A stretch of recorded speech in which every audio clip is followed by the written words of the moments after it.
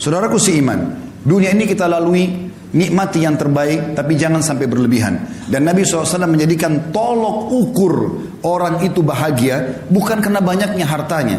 Tapi perhatikan kata Nabi SAW apa? Di dalam hadis yang sahih, diriwayatkan Imam Bukhari dalam kitab Adabul Mufrad, Man asbaha minkum aminan fi sirbi. Siapa yang tiba pagi hari dalam kondisi jiwanya tenang, mu'afan fi jasadi, jasadnya sehat, indahu qutu yaumi, dia punya makanan yang dia bisa makan untuk hari itu, faka'annama hizat lahu dunya, ketahuilah dunia telah dia kuasai. Jadi di sini pola ukurnya adalah bukan hal-hal yang lain. Harta yang kita kumpulkan itu akan menjadi penolong bagi kita di akhirat atau justru menjadi kecelakaan bagi kita.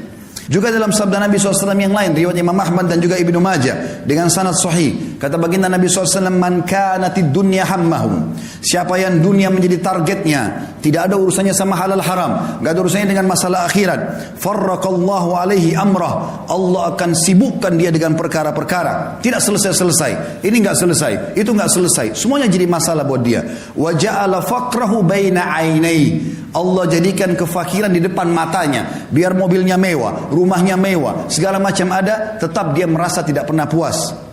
Walam ya'tihi minad dunya illa ma kutibalah, dan tidak akan sampai kepadanya urusan dunia ini kecuali yang sudah dicatatkan baginya. Wa man kanatil akhirah niyatuhu, siapa yang akhirat menjadi niatnya, targetnya, dunia dia tunggangi untuk ke sana, setiap kali dia membantu orang targetnya untuk akhirat, dia melakukan ketaatan apa saja semuanya untuk akhirat, jama'allahu amrah, Allah akan selesaikan urusan-urusannya. Wa ja'ala ginahu fi qalbihi, dan Allah jadikan kaya di dalam hatinya sehingga selalu dia merasa puas. Wa atathu dunya wa hiya ragima, dan orang seperti ini dunia akan datang mengejarnya dalam kondisi terhina.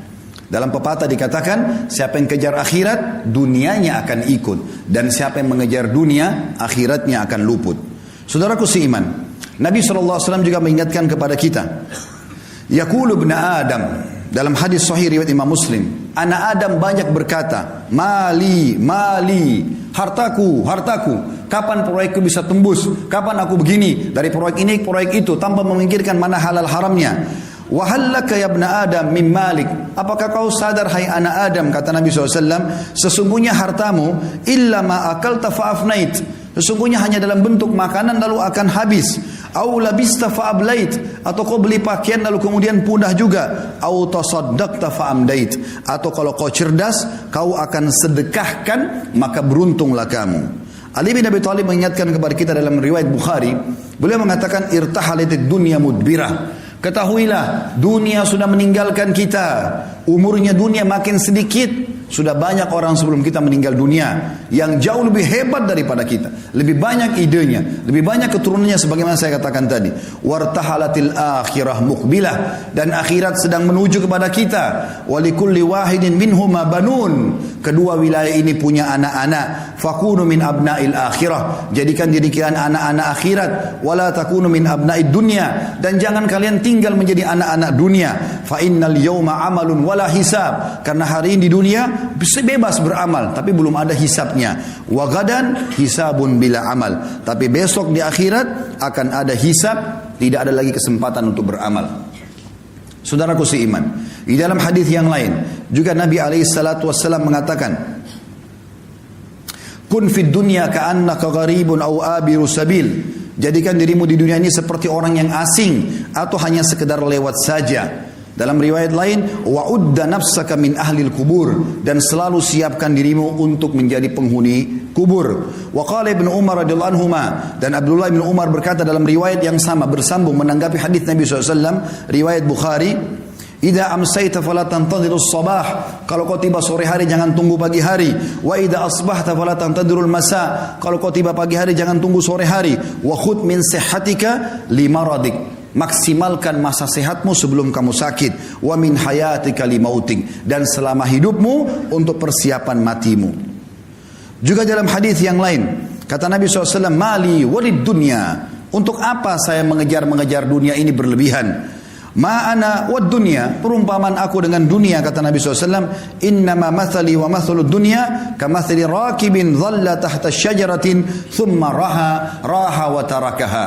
Sesungguhnya perumpamaan aku dengan dunia ini seperti seorang musafir yang kebetulan penat, capek, lalu kemudian dia pun duduk di sebuah pohon, kemudian dia akan pergi meninggalkan tempat tersebut. Ibaratnya, ini bahasa saya, kalau kita seperti lagi safar dari Jakarta ke Surabaya naik bus, maka bus-bus itu mampir di rest area, di tempat istirahat.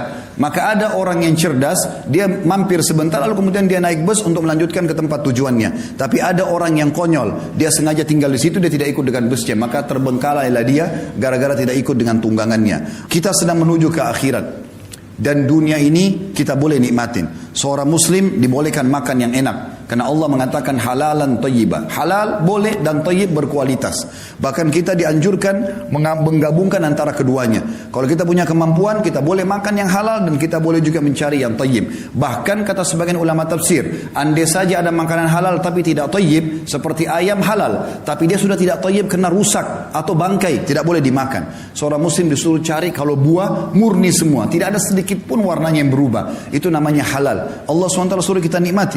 Kita boleh menikmati punya kendaraan, punya pakaian, segala macam. Nabi SAW punya 11 rumah, karena beliau berpoligami. Setiap rumah punya pembantu di istri-istrinya. Setiap rumah ada untanya. Nabi SAW menikmati itu. Tapi selalu sebatas ini hanya akan dilalui, bukan sebuah target utama. Syekh Utsaimin rahimahullah mengatakan, perumpamaan orang dengan dunia ini seperti dia masuk ke WC. Dia selesaikan hajatnya, kemudian dia akan keluar, tidak akan tinggal lama di sana. Teman-teman sekalian, Allah sedang menjanjikan kita sesuatu yang besar di akhirat sana. Allah ciptakan kita manusia untuk menjadi anak-anak akhirat, bukan dunia. Jangan tinggal di sini. Kita akan kembali ke sana. Semuanya kita akan kembali. Kalau di dunia ini Anda pernah makan makanan enak, minum yang enak, pakai pakaian yang bagus, lalu mungkin Anda pernah melihat pemandangan yang indah, badan atau fisik yang sempurna, paras wajah yang tampan, apa saja kira-kira yang kira-kira membuat orang kagum di dunia, maka perhatikan apa kata Nabi SAW. Perhatikan semua itu teman-teman. Bayangkan sesuatu yang paling besar yang pernah Anda lihat. Orang yang sangat tampan, orang yang sangat cantik, orang yang sangat sempurna secara fisik, kaya raya, punya mobil mewah, rumahnya mewah, segala macam. Bayangkan itu dengan pertemukan dengan sabda Nabi SAW. Beliau mengatakan apa? Tentang target kita di sana, akhirat. Wallahi, kata Nabi dalam hadis riwayat Muslim, demi Allah, Nabi enggak pernah sumpah kecuali penting sekali. Beliau mengatakan, wallahi, mad dunya fil akhirah illa mathalu ma yaj'al ahadukum isba'u hadhihi fil yammi falyandur bima yarja. Demi Allah, perumpamaan dunia dibandingkan akhirat hanya seperti seseorang di antara kalian meletakkan jari telunjuknya ke lautan, kemudian diangkat sama dia. Maka lihat apa yang ikut dengan tangannya. Di dalam hadis yang lain, kata Nabi SAW pernah melewati pasar, lalu ada bangkai kambing. Kebetulan kambing ini bangkainya kecil, kambingnya kecil dan jadi bangkai, kemudian kupingnya kecil juga dan agak sobek. Jadi sudah bau, kecil, badannya kurus, telinganya juga sobek. Lalu Nabi SAW pegang kuping kambing itu, bangkai lalu diangkat. Kata Nabi SAW kepada para sahabat, siapa yang mau beli ini? Kata para sahabat, ya Rasulullah, jangankan dia sudah jadi bangkai, hidup saja tidak ada yang mau. Sempat dalam riwayat kata Nabi SAW, siapa yang mau beli ini dengan sedirham? Biaya yang sangat kecil. Kata para sahabat, ya Rasulullah, tidak ada yang mau. Artinya jangankan dia jadi bangkai, hidup pun kalau kecil, kurus, kupingnya robek, nggak ada yang mau. Kata Nabi SAW, siapa yang mau saya kasih gratis? Kata para sahabat, sama ya Rasulullah, tidak ada yang mau. Kata Nabi SAW, perhatikan wasiat beliau ingin sampaikan kepada kita pesan ini. Fawallahi, beliau bersumpah lagi atas nama Allah, lad dunya ahwanu alallahi min hadza alaikum. Hadis sahih riwayat Tirmidzi. Ketahuilah, dunia ini di sisi Allah, atau apa yang Allah janjikan buat kalian di akhirat nanti, ya, lebih hina daripada bangkai ini. Di dalam hadis yang lain yang mulia juga, kata Nabi SAW kepada seorang sahabat bernama Dahhak ibn Sufyan radhiyallahu anhu. Beliau mengatakan, Rasulullah SAW pernah berkata kepadaku, ya Dahhak, wahai Dahhak, ma ta'amuk, apa makananmu? Faqala ya Rasulullah, al-laham wal laban. Aku selalu makan daging dan minum susu ya Rasulullah. Lalu kata Nabi SAW bertanya lagi, qala thumma yasiru ila madha. Kemudian jadi apa itu makanan daging dan susumu? Qala ila ma qad alimta. tentu akan menjadi apa yang sudah anda tahu ya Rasulullah. Karena beliau santun dengan Nabi SAW, beliau tidak mau mengatakan jadi kotoran ya Rasulullah. Beliau mengatakan sudah menjadi apa yang anda tahu ya Rasulullah. Jelas susu menjadi air kencing, maaf, dan juga makanan akan jadi tinja, kotoran. Tapi sahabat ini santun dengan Nabi SAW, mengatakan ya Rasulullah, terjadi seperti apa yang anda tahu. Maka qala, beliau pun bersabda SAW, hadis ini sahih riwayat Imam Ahmad, ketahuilah bahwasanya Allah Subhanahu wa taala menjadikan perumpamaan dunia ini bagi anak Adam seperti kotoran yang keluar dari tubuhnya dari makanan tersebut. Oleh karena itu teman-teman sekalian, bertaubatlah bagi orang yang berbuat dosa. Umur kita terbatas, jangan sia-siakan. Cukup yang lalu-lalu. Berapa kali anda dengarkan khutbah Jumat, ceramah, jangan, tidak boleh, haram, kerjakan ini, tapi masuk telinga kanan, keluar telinga kiri. Sampai kapan? Apakah anda tunggu malaikat maut mencabut ruh anda baru anda mau sadar?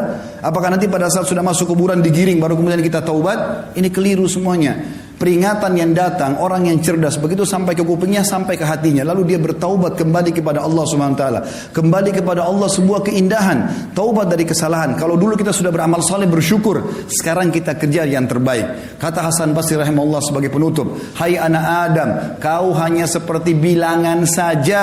Setiap tiba pagi hari, hilang satu bilanganmu. Maka kita makin dekat dengan kuburan kita. Ingat, pada saat kita meninggal teman-teman sekalian, tidak ada yang ikut dengan kita kecuali amal kita. Hadis Nabi SAW yang berbunyi, kalau anak Adam meninggal dunia, dalam hadis Bukhari Muslim, anak Adam meninggal dunia akan ikut ke kuburan 3. Keluarganya, hartanya, dan amalnya. Dan akan pulang 2. Hartanya dan keluarganya akan pulang. Secinta-cinta suami anda kepada anda, cinta-cinta anak kita kepada kita sebagai orang tua, tetap saja mereka tidak akan nginap di kuburan. 1 jam maksimal mereka tunggu di liang lahat, selebihnya mereka akan pulang. Istri kita bisa menikah sama orang lain, anak-anak kita akan sibuk dengan aktivitasnya, teman-teman kita cuma tetesin air mata sebentar lalu kemudian mereka kepada aktivitasnya kembali. Mobil mewah kita hanya bisa parkir di pagar kuburan. Dan yang tinggal, kata Nabi SAW, setelah pulang keluarga dan hartanya, tinggal bersama amalnya.